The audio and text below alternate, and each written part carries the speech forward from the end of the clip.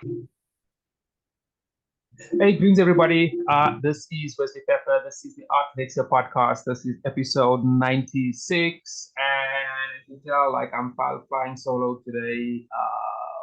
Siza had a meeting. He's still stuck in a meeting, unfortunately. So there's a bit of a timing issue. But also, last week we didn't publish an episode. It's really been kind of chaotic my side since the breaking in my studio. It's just been a fucking disaster, to be honest. And then we actually had another break-in last week as well. It wasn't in the studio, but still on the property. So I've been being with police more than I would ever. I fucking don't like the police, and I had to talk to cops and insurance nonsense, and it just threw out the schedule completely. But yeah, I don't know if I mentioned in the two so like a lot of people reach out to me regarding that. Many thanks for that. Also, just talking about actually future episodes. Yeah, as I said, because of the last week's schedule, but like we are setting up a very cool episode with the guys from Don't Touch Us Album, so we're actually recording them in a few days' time. So look forward to that. And there's also a few visual artists and writers. There's a lot of cool stuff coming up, and as you know, it's also leading towards the end of the year, and we want to do something because our episode for Christmas will start in a couple of weeks' time. It will be on Christmas Eve, so we kind of want to, we're trying to set up something for that. So a lot of cool stuff, like they say, you can't break these. Anyway, my brother Obert Jongwe, all the way from Zimbabwe, but he's based in Cape Town. He's our guest today. We actually tried to record him earlier on in the year, but there was a network issue. So for any of these guys, like, hey man, we have to try to talk to Boomer. I'm trying to set up a partnership there. I think we have, anyway, did not give too much away. Not now at least. So my brother Obert, how are you doing, my king? You look settled your side. How are you? It's what's today? Wednesday, Thursday, Tuesday, something like that. Midweek. What's you based in Hermanus, so what's midweek? In mid-November in Hermanus, like. I want to start by saying good evening to everyone watching. Thank you, Wesley, for the invitation. Now based in South Africa, staying in Hermanus, the Obert area. Okay. Yeah, we're having some pretty good time here. We just starting to get into summer. Yeah, is it a warm day today? Is it a beach day today? Is it a warm day? Tell us about the weather quickly. This side, the weather changes like and we have got 4 seasons in one day. So in the afternoon it was fine, but now I can see it's beginning to be cloudy and a little bit of some wind, but it's still fine. Okay, yeah, man. I know that part of the world is a beautiful part of the world. It's an incredible, beautiful water world. And man, let's get straight into it, man. So you're from Zimbabwe, but you've been based in South Africa for the longest time, and you've been signed or been represented by a gallery for quite a while. You have an extensive body of work. You've done a bunch of shows all over, actually. And also you have a very specific style and technique. So for my viewers, let's start from the beginning. And can you explain? I guess how did you end up in South Africa? Just tell us a little bit about your journey. How did you meet and you sign up to the gallery that represents you, and then we'll just move from there.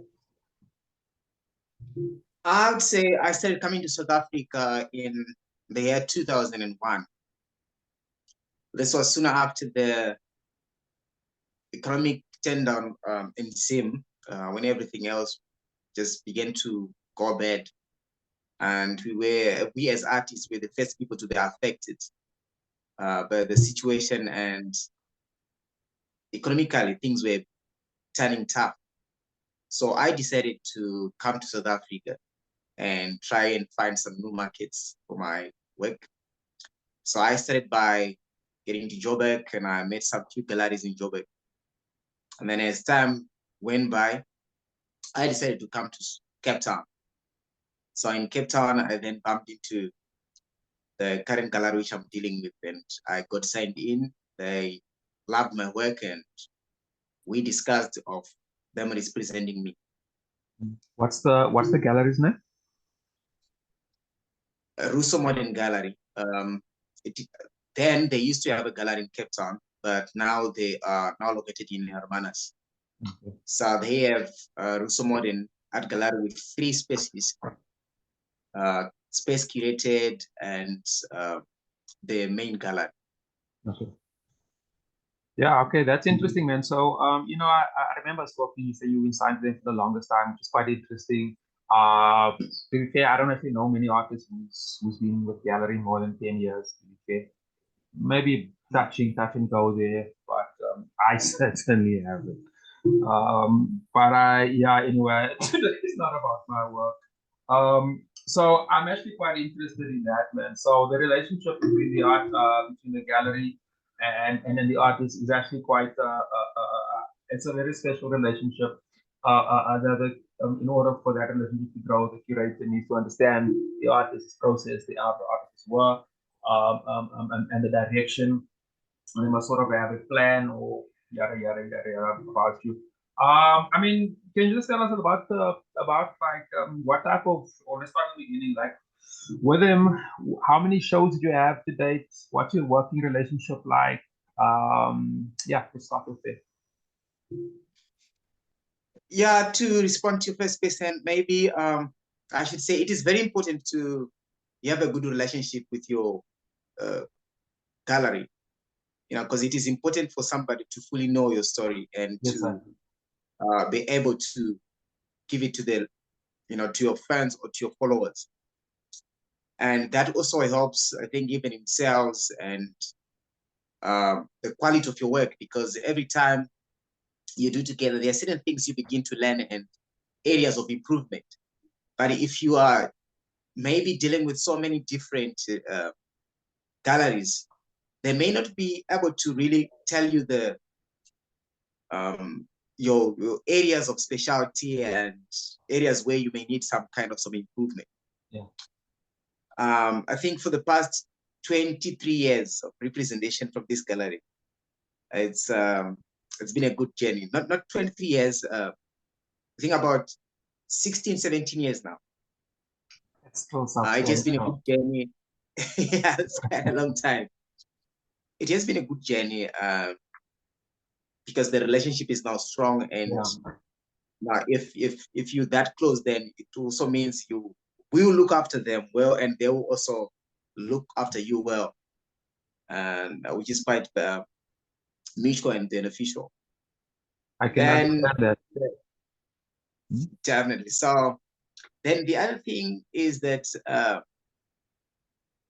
in this industry, it's not always easy, and there is need of consistency in whatever you do, to make sure that whatever you then going to release makes sense to the people. Remember, you're still the same person, and it could be that they just have few people following you, and so there's need of variety, and there's always need of somebody who always follows you and guides you, maybe to continue producing and to be creative, bringing in some new stuff.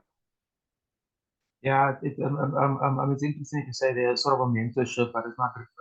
Well, it is a type of mentorship, but it's also a commercial. There's also a strong commercial element behind it.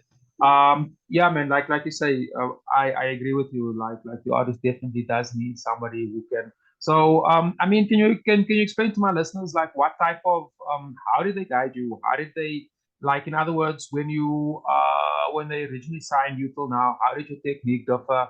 Did your subject matter differ? What are, let's start off with your subject matter first, and you can move into the technique a little bit later. So, you say what 16, 17 years or so, like what type of work were you working on, back then to versus what you're working with now? Okay, I work on impressionistic style. That's painting things is there, but of course, maybe there's a little bit of some abstraction which may happen here and there. And I also do some socio-political work, which is more contemporary stuff.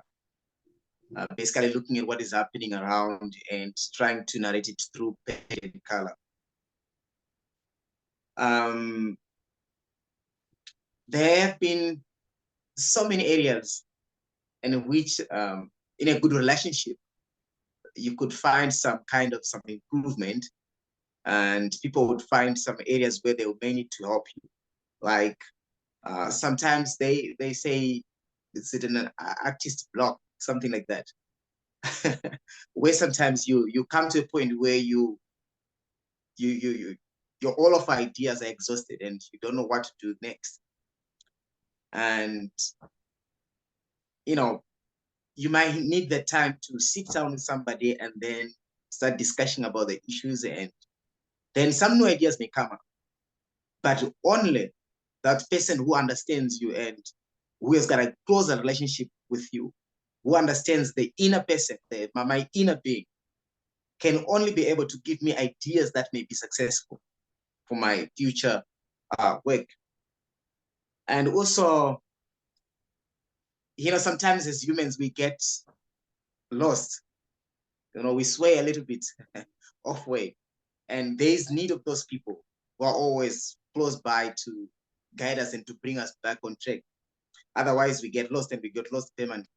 But if you have got an established relationship with somebody, it becomes easier for them even to approach you and to tell you when you do wrong. And even to feed you with some form of some inspiration to always keep on track. Yeah, I agree. I completely agree there. For sure, the artist can't work in a vacuum. So what I'm super interested in exploring on this platform is different parts of the creative ecosystem. Because I think that it's because our industry is not regulated. So there's no rules. There's guidelines, but there certainly is no rules. At least in my experience, and like I'm very interested in these type of like relationships within this creative ecosystem. So okay, interesting. So you're saying like how how they sort of helped you develop your subject matter over the years, and that makes sense. So tell me now, like, let's get to the a little bit of the commercial side of it, and this is something I said I'm pretty interested to know. So explain to my listeners. So I guess like when you were signed, right? How much or how did the gallery up to now sort of develop your technique, and how did it work you commercially? In other words, like the technique or the subject matter that you used 16 years or so. How did they sort of refine it? And anyway, let's just start there. Do you first get do you understand the answer, the question? Come again, I lost you a little bit. Okay. What I'm asking is so in your earlier you explained to us earlier on how the gallery sort of helped to develop your subject matter over the years, right? So I understand that one. So the next one I want to ask is sort of like the commercial side of it. So how did you just hold on, sorry. Sorry, sorry about that, right? Somebody came in here. Man, what I was explaining to you, or rather trying to get at, is the as a commercial side. So sort of how did the technique develop, or rather how did they because I understand how the subject matter has changed. So has it been commercially good for you? In other words, have they been have they been selling a lot of your work since then? Have they been and on top of that, or rather, what I'm trying to guess is like how much is the influence helping you in the actual commercial side of it? Do I make sense to you? Yeah. I'd say you know, we as an artist, we just work in the studios, but we don't really come in direct contact with the customers. And, you know, customers and galleries, they always work together because that's where they inquire most of our work. So, of course, there are some customers who may walk to our studios, and then we may have an opportunity to discuss about our works. Hence, since they are always in contact with the customers, they understand the customer needs, and they may give you some ideas like why are your customers buying your paintings? And that also helps you to look at certain ideas and certain techniques that you may continue working with, which are becoming like a source of attraction to your audience, which is very, very important. That's exactly what I want to get at. Not to say that you're then working under control, but it just broadens your thinking capacity or your creativity, because you're now working in a specific technique, which, you know, like everyone else, when you work, you definitely need to be rewarded. So if it's the rewarding technique, then you may need to use it as your signature, or you may need to make it keep on appearing in all of your works, because that's what the market wants. Interesting, and that's exactly where I want to go. So talking about your signature or your technique. So you use a lot of acrylics, right? So a lot of work is is painting based. I think yeah, I mean, just before we get to the actual painting, why painting and not drawing? Is there I mean, my understanding would be is that you definitely establish yourself in the acrylic, or let me just say mixed media painting market. So my understanding would be that there, you know, that there's already an expectation behind your work. But like just for interest sake, is there a reason why you don't do like pastel drawings or charcoal drawings, pencil drawings, anything like that? For starters, when you become an artist, you basically start working on things that you're exposed to. So if you're exposed to painting, you start with painting. If you're exposed to sculpture, you start with sculpting. If you're exposed to drawing, you start with drawing. Sure. But later on, as you mature or grow into art, you begin to understand certain things about art. Like myself, I came to understand the purpose of art in my life. It may be different to other people, but as for me, I take art as therapeutic. And if you really want to work that way, I think color is the best thing that can bring quite a remedy to many problems to many people. And I see color contributing a lot. You know, if you look into nature, it's all color. And why not copy nature and put it maybe on something else and try to tell a story using color, which interesting. May kind of bring some kind of healing to somebody. Yeah, it's interesting that your color palette is also quite specific. I also noticed you use quite, I guess, a set of color palette, and there's also a few tones I've noticed which is very, very consistent. So that's, yeah, I get that. You know, let me just lead up to this question. So one of the things that I've always admired about artists in general is artists who love, or you know, who over time produce like a large volume of work. For example, like Picasso, for example, he has an extensive, besides his, you know, his prints, his paints, drawings, sculptures. It's huge as well. It fills up museums. I think at least 3 across Europe, which is substantial. And there's even musicians like Tupac, for example, like when he passed away, he had a huge volume of music, a catalog of music. Well, my understanding is with your technique is also pretty quick, or at least it comes across that. And I, because you've been doing it for such a long time, so I'm sure the process is really, yeah, you work. In other words, I'm sure you can work pretty quick. Or at least that's how I see it. Yeah, let's talk about the volume of work, man. Over the years, you probably seen a huge load of paintings. Can you give us just an estimation of the top of it? Just how many do you think you've done since you've been with the gallery?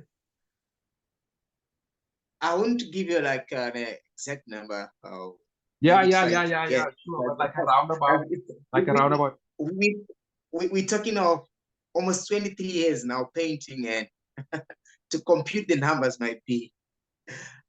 What I know is I do 4 paintings a month. Sure. Which 4 paintings a month. That's actually work on them side by side, and just to give them enough attention. That's a lot. And also to make sure that every detail that is supposed to be in that painting has been put in. I wouldn't say everything, but I just make sure that all the necessary detail has been put in. So I give it almost like a month for 4 paintings. Which means maybe if you are to do your calculations now, you can say 23 years times 4 paintings a month. That's a lot. It's a lot. How big? That could be a lot, yeah. Vary, from A3, A2, so forth, or where you have a set, or you set in have to talking physical size of the work. I'd say it all depends, because I do some works on commissions, and I do some, my daily stuff. So the sizes vary, but I also work on quite bigger pieces. I do very small pieces, even the smallest one. Okay. Have you adapted your art to your technique to other let me say mediums like t-shirts, handbags, etc.? Because that's a pretty popular trend these days with visual artists. I know of a brother based somewhere in Northwest, Katie. He's actually I think he's actually brilliant. He does paint sneakers, canvas sneakers, t-shirts, caps, and he has a very specific technique and style. So it's basically his painting. So there's a lot of that going around. There's also guys printing on gadgets and things like that. Yeah, are you trying to adapt your work into any of these mediums? I've tried sometime, but sometimes I just feel like it's very beautiful. I've done it. I can show you my shoes.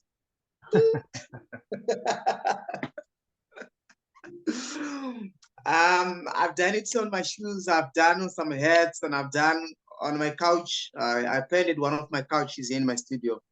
Interesting. And I've had an idea to do it commercially, but because of the amount of work which I'm doing, I don't think if it's necessary now. But maybe when I get some free time, I'll venture into that. But it is very nice. I love to do it.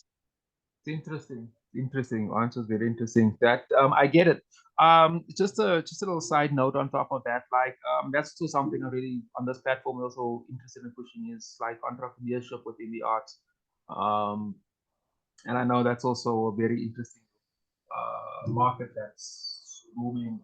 Which actually leads me to the next one. So as you know, man, and we spoke about this a bunch of times offline, a few times about and we've approached you to test our app.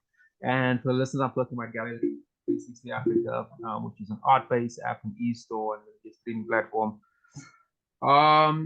So actually, that's also just a side note on that. That's also been one of the most frustrating parts of this year with the load shedding. It's really impacted our schedule. But the app that I was looked at, anyway, I'm sort of tipping off topic. Let me just bring it back here. Bring it back to you. So on this platform, we're gonna be selling. We've noticed that with in this post-COVID world, that people's habits have changed. Which is why early on I was very interested in seeing how your gallery works. If you and sort of how they are nurturing your technique and stuff for a specific market, because I'm very interested to know, because, or rather, I've noticed that market people's habits have changed. They're buying, well, their budgets has in most cases gone smaller, and their movements have changed, and all of these factors, impacts our industry directly, because in our industry, just for somebody else that's listening, with an art exhibition, you never physical building, somebody put up paintings, you invite people over, they buy, but they've got to travel, they've got to get into their car and travel to you. And there's a whole little ecosystem which is built around that system. And now we had 3 years ago with COVID that came in and disrupted everything. And it's disrupted everything to such a degree that, it's really it's been like, I think, the biggest disruptor. Anyway, we spoke enough about that. So with that said, right, with your relationship with the gallery, with your technique, with your it's so interesting you say do four painting a month. That's substantial, my brother, and also speaks a lot about your just your your relationship with your gallery, your technique, your market. It speaks a lot about your market. And a bunch of and a bunch of other things. So now we're at COVID, that sort of disrupted everything. How is that? Before we get into the tech side, how is that? How is that disruption? How does the COVID disruption impacted relate? For example, are you doing many less shows? Are you still? Yeah, I think it is now clear to everyone, and I think everyone else knows that COVID came with so many changes, technology, and I think everything else has been affected. But in terms of marketing, people are now sort of like moving away from this physical halls to, virtual. So yes, so galleries are actually spread now. I've actually spoken to some few individuals, and they were actually complaining that there is not much presence at the moment, galleries, not much walk-ins, but they are basically doing their business straight from online. That's where they're getting most of their business, which is also good because, now they can do business throughout the year compared to previously, because they would wait for people to come. And how South Africa is, in the region where we are staying in the Cape, people only visit in summer. So that means they only had business in summer. And when winter comes, there's no more business. But because of online business, they now have access to people who can just go online and search for their galleries and then make some purchases from there. And not only websites, but also even social media platforms, they are also contributing a lot, because work is now accessible through those platforms. And most importantly, we see that people are now developing apps just like yourself on the apps you're working on. And now people are doing that, and that is also providing a good marketplace for the arts, which is also very good. And it's actually helping many artists, because we were limited, like our, a gallery is just stationed in Hermanus, but through online, you can reach out to almost everyone. So this globalization is actually helping a lot through, technology. It's contributing a lot. Is there anything else that I left? No, I was actually going to comment. Let's do this. Let's just have a break here in recording because of this timer over here.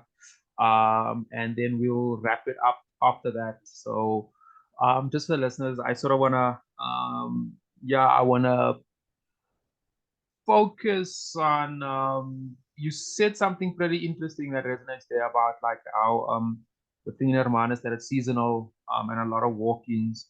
I think there are many other galleries across the globe, in fact, especially around the coast in South Africa and so forth, that can relate to that one in a hard way. I know museums also having that problem, and in some cases even libraries, especially the libraries that's poorly managed, and unfortunately there's too many of that.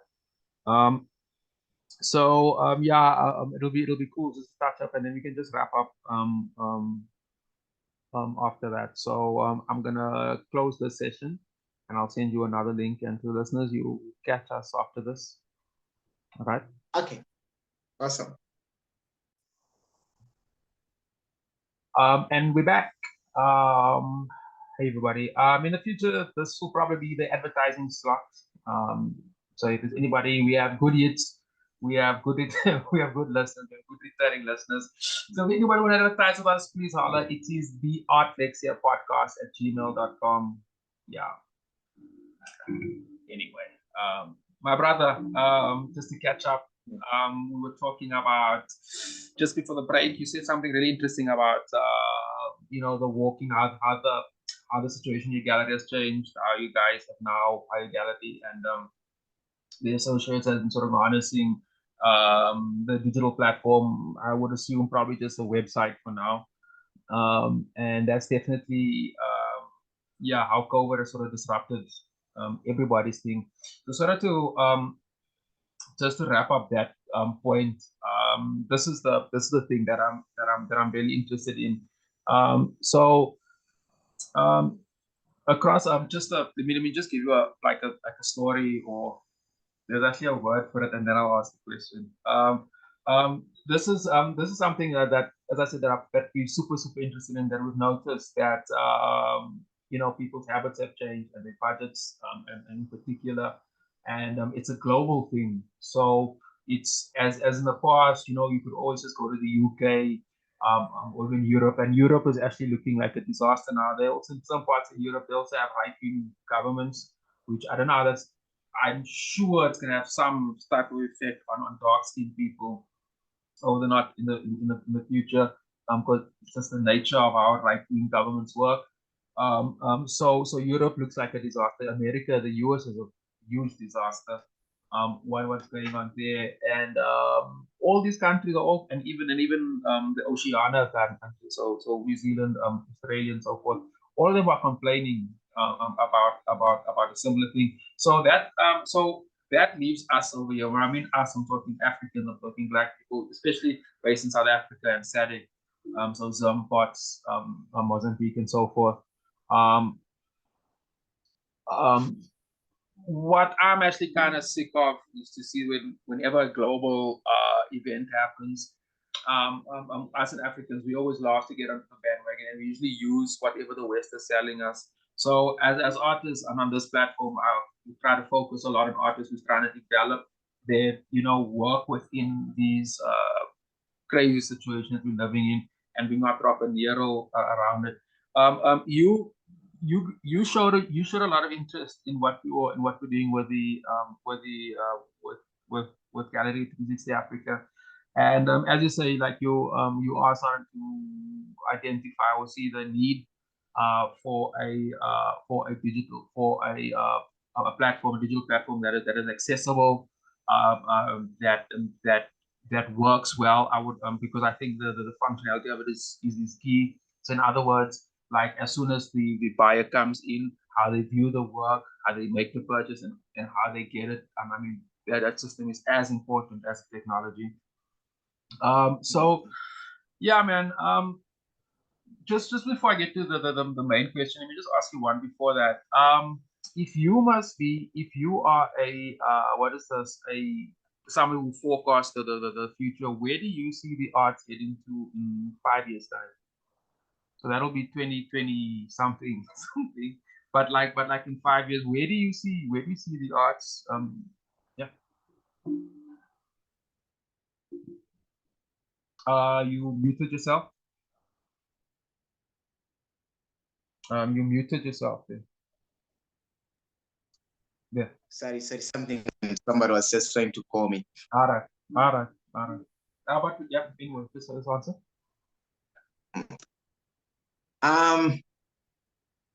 I would say technically everything else is changing. And I'm also hoping that as we advance in years, the arts are going to change as well, are going to evolve, and maybe most probably become even better. Because if I look back and to the arts which were done before and comparing with what is being done today, there are quite a lot of differences. In some areas, there's a lot of improvement. In some areas, of course, vintage is always good, like they say. But I foresee a lot of improvement, and I foresee a lot of changes in the industry in terms of the work, in terms of the marketplace, in terms of even the market itself. Because long back, I want to understand that it was only the old age people who are acquiring some pieces of art. But today, I also see even youngsters, young people are beginning to acquire some arts, which is quite a happy thing that people are now beginning. I would say all generations, all ages. You muted again. Sorry, something happened. I get it. It's fine, my brother. Don't worry. Continue. Okay. Yeah. So I'm saying all ages of people are now starting to understand the importance of art, and they are beginning to take it more serious and to acquire it. When I grew up, I never understood that art was an investment. But now I understand it very well, that this is one of the best investments one could have in life. Because art does not die, art does not, increases in as value. It ages, it actually appreciates in value. So it is the best investment one can have. And I applaud the young people who are actually understanding and adopting to that. Then the other thing I wanted to say is that I also see that it's not only the young people who are buying. Even I'm beginning to see even little children are beginning to do very, very beautiful art pieces, artworks. I was at an exhibition at a certain school recently. I was fascinated with what I saw because those youngsters could produce very beautiful artworks, of which some of them would think like maybe there's somebody, a master who did it, but they are still just school children. So I foresee that there's going to be a lot of improvement. A lot of things are going to change in the future in the arts industry, and we're already beginning to see the changes now. So giving 10 years, 20 years, we're gonna see some big things. Interesting, and thanks, and thanks to that. Interesting point about our children of conceptualizing creating artworks. I've noticed that too. And the part about like the art buying audience becoming a bit younger, very, very interesting. And I can totally, I guess that's also why I'm so interested in seeing how artists are adapting their art to different platform mediums like clothes, gadgets, and so forth and so forth. But that's also that's also a very young audience there too. There's also something that I'm exploring with NFTs. Still battling to understand it though and seeing how we fit into it. But I am following that pretty interesting closely as well. So my brother, in wrapping up, man, and this is sort of my last question. So I get your relationship with the gallery. I see how it has influenced your processes, how COVID has shaped everything, and sort of where you see it going into. And the previous question I was asking was like, where do you see, the arts and so forth in about 5 or so years? Where do you see yourself in all of that? So and that's sort of late. It's sort of a double-sided question because I'm also interested in how do you see yourself adapting to the digital world? And is it gonna influence your art making? In other words, or you're just gonna keep doing what you're doing, and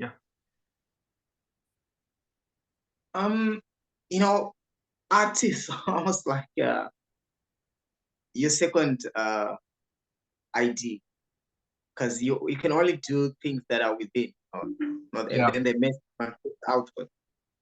So I believe what I'm doing is not a mistake. So that's what makes me.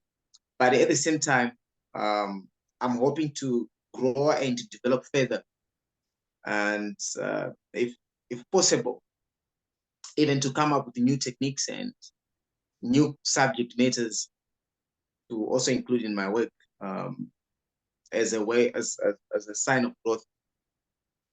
And then also in terms of the marketplace, when things change, you have to change with the things. If you get stuck, you'll be in trouble.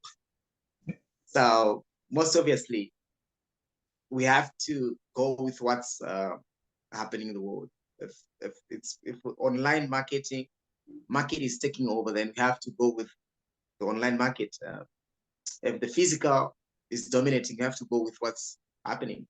But what I foresee is that we are more likely leaned towards the online platforms, as I see now, even galleries are beginning to realize most of their sales from the online markets. So definitely we have to get into, and I also see now the NFTs also coming up.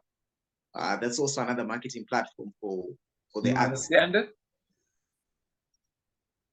Come again? Do you understand NFTs? Is your gallery also talking about it? Is it something that you are familiar with? Not really. I wouldn't say I'm familiar with it, but it's something that I'm learning about. I'm still trying to find some information about it. But it's quite interesting because it has become like a marketplace.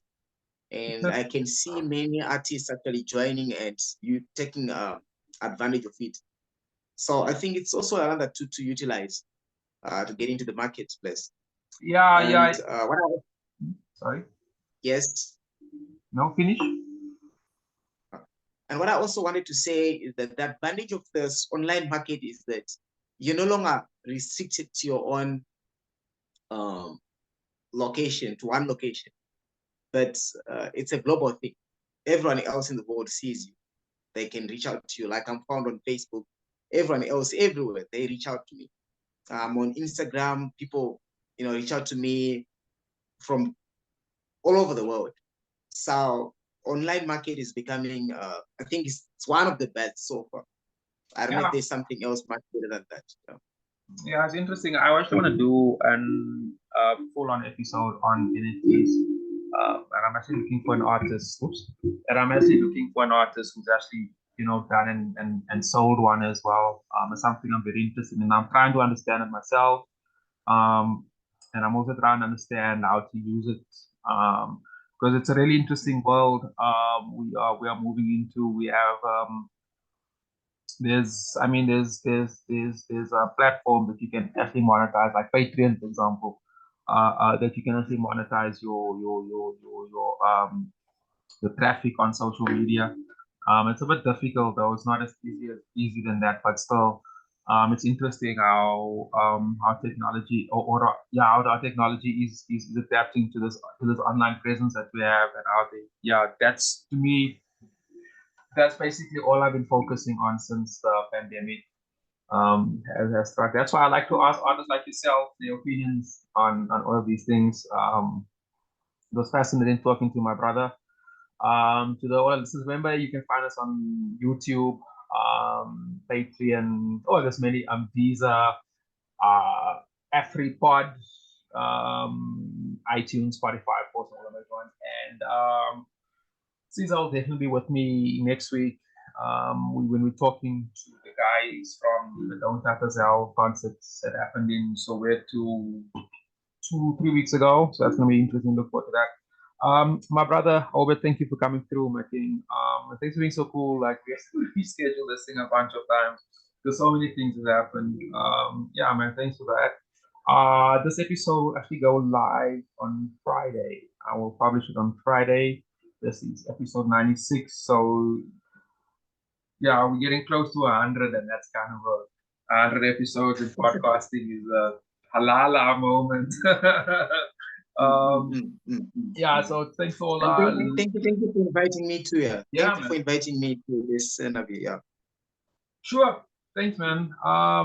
Just the last closing part on my side is it was great talking to you. Like, subscribe. I always I always forget to prompt people to like, subscribe, and comment. Because usually when I click record, I just want to talk art, all these other tech. That's why I need a technical person, a producer, like an on-site producer to keep prompting, because I just want to talk art and all these. I keep forgetting these things. My brother, thank you for coming. Enjoy Hermanus tomorrow. I'm sure it will be a nice beach day tomorrow. End of the year in South Africa. We're coming close to we are at the end of the year. So if you're fortunate enough and able to take a holiday this year, please tune into the Art Lexcia podcast. We will keep you entertained throughout the festive season. My brother, I'll speak to you. I'll let you know when your episode goes online. Okay. Thank you very much for coming through. Okay, thank you. Enjoy. One love, my team. One love. Okay.